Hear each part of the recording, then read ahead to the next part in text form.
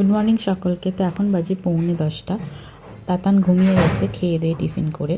তো এখনও ঘুমাবে ম্যাক্সিমাম 25 থেকে 30 মিনিট। তো তার মধ্যে আমার বেশ কয়েকটা কাজ থাকে, ওর বোতল ধোয়া, ওর মানে লাঞ্চের জন্য রান্না করা। তো আজকে ওর লাঞ্চে কী কী রেখেছি তোমাদের চলো দেখাই। তো আজকে আছে ব্রকলি, যেটা আজকে আমার দেওয়ার ইচ্ছা ছিল না, কিন্তু ব্রকলিটা না বেশি দিন থাকে না, আস্তে আস্তে হলুদ হয়ে যায়, তো তার জন্য আজকে দিয়ে দিয়েছি। কুমড়ো আছে, গাজর আছে, বিট আছে, আর ব্রকলি আছে, আর কয়েকটা কড়াইশুঁটি আছে।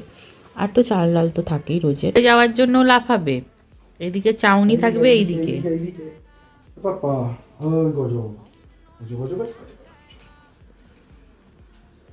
ও সব চাই একসঙ্গে। হ্যাঁ, মানে যার কোলে যখন যাবে তার অপরজনের কোলে আবার আসতে চাইবে। ওর কিছুতেই মন ভরে না, সব থেকে সোজা কথা।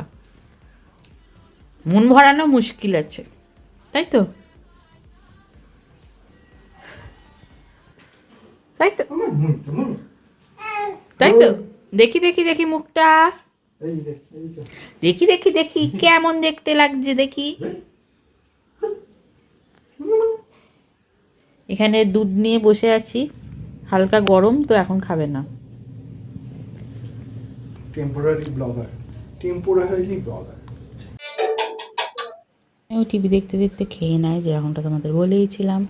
তো এখানে ওকে খাইয়ে দিচ্ছি, হয়েই এসেছে ওর খাওয়া, আর একটুখানি বাকি। তো ঘুম এসেও গেছে ওর চোখে, মানে ওর একটা ভালো জিনিস যে খেয়ে দেই ও ঘুমিয়ে যায়। এখন নতুনটা ওর শুরু হয়েছে, তো এবার ও খেয়ে নেবে, ঘুমিয়ে যাবে, আবার 30 মিনিট পর আবার উঠে পড়বে, আর ঘুমাবে না।